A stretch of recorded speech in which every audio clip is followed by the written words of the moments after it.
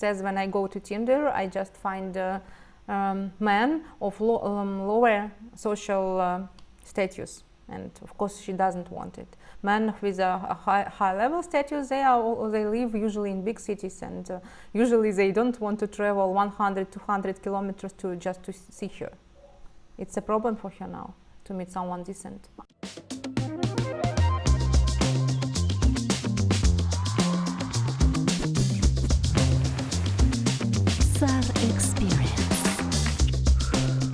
Привет, and welcome to another episode of the Valka Valcast with me, Connor Klein. And today I have a special guest.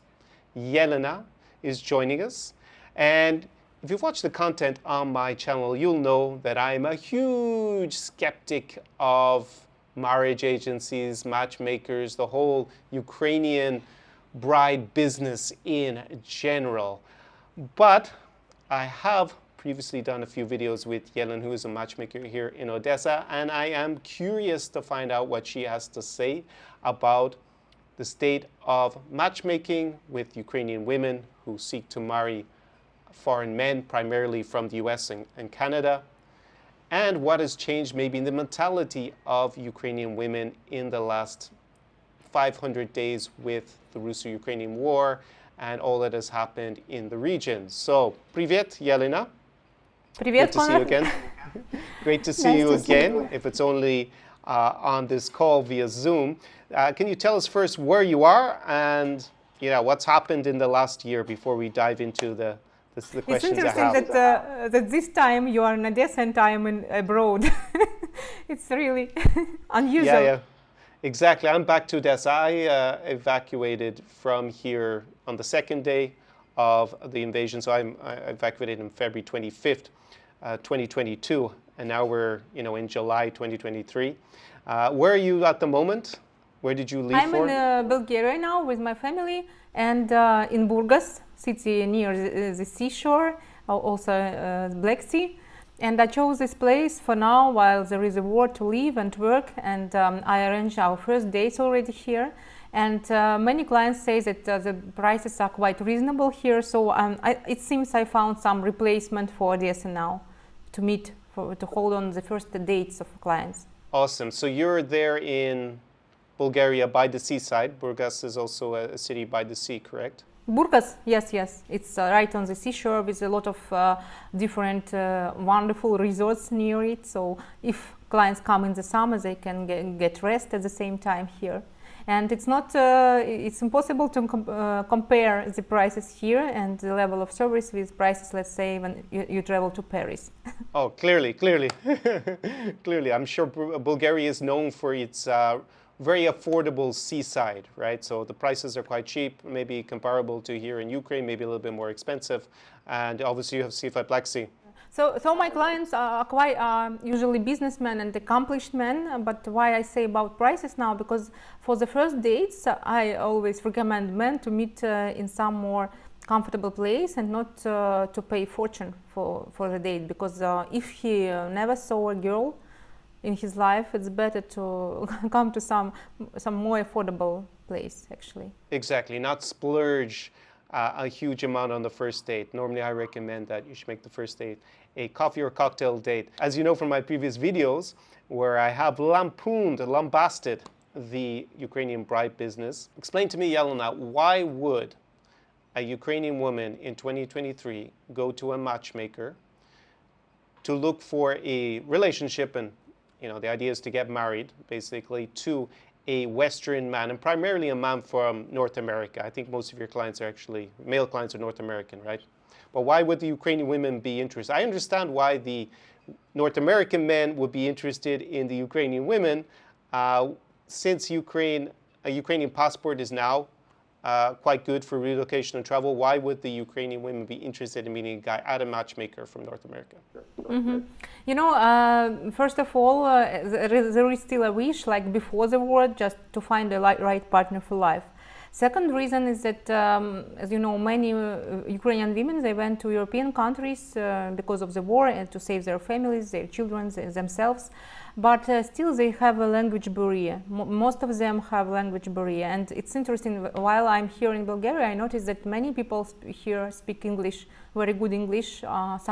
Someone who are around 40 even. In our country, in Ukraine, it's not the case, and our ladies in Europe now, but they don't. They have very limited social circle where they can meet the right man. So usually they don't communicate with local men at all, or they try to use Tinder, they told me, but they also say me that many men are interested in just having sex. Or maybe you know that Ukrainian refugees mostly got into little towns of Europe, into villages sometimes, the places where they were given free shelter. So it's usually not the center of capital of any country if they don't rent it. That's why if they live in village, if they go to language courses, they usually communicate with other refugees. Where do they meet a man, foreign man? Usually nowhere. If someone of them starts working, it's usually part-time job, and also not fully right place to meet a match. And as I told, there is still a language barrier. Many can't speak foreign languages, even English. And men on Tinder, they want a woman to be next to them, quite close, let's say in the same city, and speak some language. When men apply to us, exactly, they are ready that women don't speak so good English, and they are ready to deal with. So I think we have special type of audience, special type of clients who are ready to go through all the difficulties of international relationships, and including language barrier. Men on Tinder are different. Okay, so what you're seeing is that many Ukrainian women, or a subset of those Ukrainian women, they get placed in small villages and small towns across the European Union, and when they're there, they find it difficult to, number one, meet guys if they're single, because they don't speak the local language. For example, if they're in Germany, they don't speak German and their English is poor, and they are in a small town, so they don't see very many options in that small town. And then they meet guys on Tinder, and they're not happy with the quality of the guys that they meet in Tinder, presumably in their local area. Is that a fair synopsis? Yeah, and let's say I have one friend. She was had a good job in Odessa and is still high-level financial specialist, financial director. But she's placed in village, and she says, when I go to Tinder, I just find men of lower social status, and of course she doesn't want it. Men with a high-level status, they live usually in big cities, and usually they don't want to travel 100, 200 kilometers just to see her. It's a problem for her now to meet someone decent. Okay, so another factor is locally, if she's placed in a small village or town, not only are there not so many options, there aren't so many high socioeconomic options. In the past, Ukrainian women were interested, the ones that were interested in meeting a Western husband, potential husband, through a matchmaker, they were doing that because they faced geographic and technological barriers, right? There was no Tinder, they didn't speak any English, they were in Ukraine, they couldn't even travel to the US, they couldn't travel without a visa, which was very hard to get to go to Western Europe. Nowadays, especially since 2022, with a Ukrainian passport, the women can go and live in the European Union with no problem. They can go a lot easier to live in North America. In Canada, it's very easy to get a visa, for example. I wanted to add that it's not so easy to go to these countries now. Why is it not easy? They can get on a plane and go. They're already in Germany. I mean the question of adaptation there and expenses in USA and Canada. It's not easy to deal with it. So they don't want to go through the visa process of moving to North America. They'd rather find a guy. Is that in short? Is that the motivation? You know, if they have someone who can help them and who can handle them for the first time, of course it's easier for them. Okay, so that's quite candid. That's the main motivation to still be interested in a matchmaker as a Ukrainian woman. do you think that Ukrainian women, that the war has changed their mentality with respect to relationships? You know, I also told about this thing in one of my videos. It was interesting that when the war started, first of all the clients were like frozen, like with COVID, when COVID started.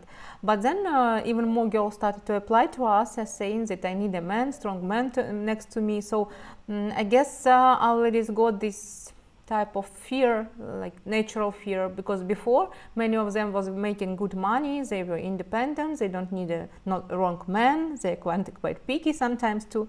But when the war started, when there is a physical danger of their life, they immediately felt man is needed. So you know, it's always easier to go through such a difficult, dangerous situation when you have someone next to you, preferably a man.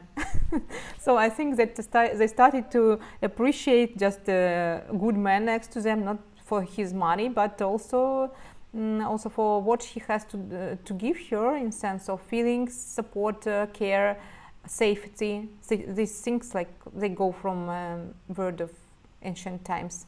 And some of the girls, even after the war, they were in different European countries. Some of them returned to Ukraine and say, now delete my profile because I decided I will stay in Ukraine forever. So some of them came to such a conclusion. Okay, so your impression is that overall, at least the women that you know from Ukraine, that now they appreciate men and having a man in their life a lot more with the war taking place than they did prior to February 2022. Is that a fair synopsis? Yeah, I think that just true values came out. I mean, these things that you can't replace with money or being independent, the sense of being close with the person you love, trust, care, this you can't replace it with no matter how much money you make. And the safety. Of course, it's many of them told, I wrote some post on my Facebook and I got a lot of answers from the girls, and they told, you describe exactly what I feel now. I feel a lot of fear now, a lot of anxiety, and I would love to be a man just next to me. Okay, so you see that they desire men a lot more, not to be single, but they're more keen to be in a relationship. It's interesting that you said that many of them who return to Ukraine, that they want to stay here. How common do you think that is amongst the Ukrainian women that you speak to? Like, what percentage decided that they're not interested in living abroad? Maybe they had an experience that, they went to... No, I didn't count actually, but I think from my feeling, it can be like 10%. Okay. So 10% decided that they no longer want a foreign husband, they don't want to live in the West, they'd rather stay in Ukraine. And of the other 90%, have all of them left? Where do they live now? They all live in small German... Many still live in Ukraine, and they are ready to meet. They are ready to meet men in a third country, let's say in Bulgaria, for the first date, and they are ready to change their country when she finds the right person. But here, even here in Bulgaria, I talked to Ukrainian girls who are here because of the war, and women. They all say they are unhappy with local guys. Most of them are unhappy, and they want to find the right person. Many complain. Okay, so it's pretty similar to the German village example. The Ukrainian women went to Bulgaria. Bulgaria is not very socioeconomically developed, not as much as, say, France, Britain, US, Australia, right? But what is the advantage of Bulgaria is that you can rent an apartment here and you can handle your costs because they are quite reasonable, and you can be independent. If Ukrainian woman goes to some developed country like Switzerland, Germany, and so on, then she has to do many things, but not so. They are not for everyone, like living in dormitory, going to courses. And in Germany, it's a strict control on your life. It's not for everyone. So most of our Ukrainian people who live here, and when I talk to them, they tell that it's my temporary place of stay. All right, so they want to leave and go further west. Yeah, and I even have some new friends here. They these women, they are living here like 7-10 years. One is from Ukraine, another one is from Russia, and they say we can't find the right man here. So they are still interested in my service. To my surprise, I thought that during these 7-10 years they had to find someone right, but no, they are still in search. And when they knew what I do, they told, "Wow, let me join you," because the marriage agencies is not well spread here in Bulgaria at all. Okay. What is the profile of the women? Are they over 30, over 35, over 40, 25? Do they have children? Usually up to over 25 and older, and up to 45. And sometimes they are without children, even sometimes with child or with two. Different social status. So we have one client, she's very, very smart woman. She has several high education from UK also, and she speaks several languages, and she was managing director of some of magazines in Ukraine. And of course, she easily found a job in Germany, and she has now a very good job, very well paid, but it's like exclusion, I would say. But really amazing person, and intelligent and beautiful all at the same time. And she's up over 40. She has grown up children, and now she's open for new relationships in her life. And by the way, we have also some portion of lady clients who got divorced because of the war. And you know what happened, many women went to Europe or other countries, men stayed in Ukraine, and when these women return, they see that there is a lover for affairs. Her man had her husband, and they divorce, and all the other things that she found a man in Europe, and then they divorce because of her. But these women don't apply to us, of course. So usually the ones who recently divorced with their husbands, the 1 year or more living on distance and never being able to meet, of course it influences the relationship. And the friends who I know from Odessa, who at least met once per 3 months, they still save their families. The ones who didn't see each other for 1 year and more, many of them just stop their relationships and marriages.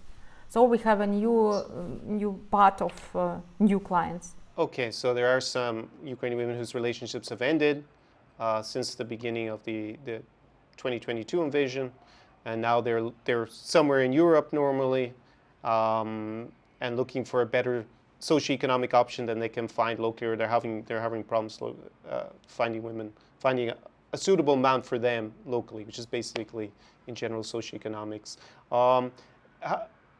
Do you find that they like living in the idea of living in Europe at all? Because most of them, from what I understand, because most of your male clients are going to be from North America, they're already living in, say, Germany or France or Bulgaria. Do they feel like they adapt to the culture, and in particular the dating culture? I think it depends on the person, on the conditions where they live. But mostly when I talk with Ukrainian people, no one of them has a clear plan for life. First, and no one sees now a long perspective and can't build these plans. So most of people, they take it like I'm living here now, I adapt for now, but later we will see. And usually many of them are not happy, I think too, because if Ukrainian woman had quite a good level of life in Ukraine before, living in dormitory for her, it's a big, challenge. And some of people, for example, I know one family who had 6 children. They went to, mother with all these children went to Switzerland. They were given a big apartment for free, and give them social payment, give them free courses of the language. Children visit a good school. It's very good for her. She's happy. Okay, so some situations they're happy. Yeah, but I noticed the people who had good jobs or were entrepreneurs or had their own business, They want to be in Ukraine, many of them, and did it as they did before, and it's more difficult for them to adapt in Europe. So many of them, they're definitely not going to be interested in moving to North America if they want to move back to Ukraine. But in particular about the dating culture, because it's quite different between Ukraine and, say, Western Europe. Many of the women, have they told you they don't like the dating culture in Sweden, in Germany, in Britain, in Bulgaria? More specific to dating. I guess still our women expect men to behave like men behaved in Ukraine. They got accustomed to it. But when we talk about foreign men who find women on Tinder, not in my agency, let's say, they're not exactly looking for Ukrainian women, they behave like they usually do with European women. And many of our women complain that they are offered a quick sex. It's not what they wanted, of course. I don't know if it's okay for Europe. I'm not sure myself yet. I didn't live in Europe for such a long time. Maybe you tell me if it's okay, it's the usual thing or not. Tinder works in Ukraine, right? Tinder isn't something that should be new to them. And of course, there's a variety of reasons why men go onto Tinder, especially men who are highly desirable, who get most of the matches. A lot of them, because they have a lot of options, they want to just have, have many sexual partners. There are also lots of guys who are looking for a long-term serious relationship. It shouldn't really be that different. I was more interested in if they found the culture different in terms of like how the date is organized, who pays for the date. These kind of things are very different, say in Dublin or London and Berlin, than they're going to be in Kyiv or Odessa or somewhere more provincial like Kherson. As for these issues, I think that men understand that if a woman is Ukrainian, so they are quite easily to pay a bill. Usually, they are not don't cost a fortune, so they pay it, and sometimes they give flowers too. So I guess men understand that she has Ukrainian mindset and try to do their best. But what they face also, some of clients told me, they start to date a guy, everything goes very well, a guy says we will have such a future together, plan something for the future, everything is perfect, then few weeks passes and man disappears. And for our women it's also strange because they expect a different thing. I don't know if it's a trend or maybe it's just specific situation of some women clients. Okay, that's interesting that a lot of Western European men or European men outside of Ukraine know about Ukrainian dating culture. In many of my videos, I pointed out that there's a lot of anecdotal evidence that when the Ukrainian matchmaking, marriage agency, bride business, mail order bride business, whatever name you want to put on it, even though I don't think anyone was ever, mailed across the Atlantic at any point as a bride, that in general, the anecdotal evidence is that even, first of all, the mass industry, that very few of the agencies and matchmaking was genuine. I know you're a boutique matchmaker, so it's a different situation. That even amongst that small percentage that would get a match and then eventually get married, again, a smaller percentage, the anecdotal evidence I was given is that because the main reason was socioeconomic, right, the women wanted to live in America, that very few of the marriages, like the best stat that I heard was 20% success over the long term for marriages that were between women who came from Eastern Europe to North America 10, 20 years ago. That's the anecdotal evidence that I was given, right? By a guy whose aunt worked for a matchmaker from Zaporizhia, and also a guy who had a group organized from, Canadians who married Ukrainian women. Do you think with more boutique matchmaking that the success is going to be any better? Will the women stay with the guy in the West once they get there, when they see the other options around them? What's going to build a higher success rate, do you think, than has been associated with this industry in the past, with boutique matchmakers matching Ukrainian women with North American men?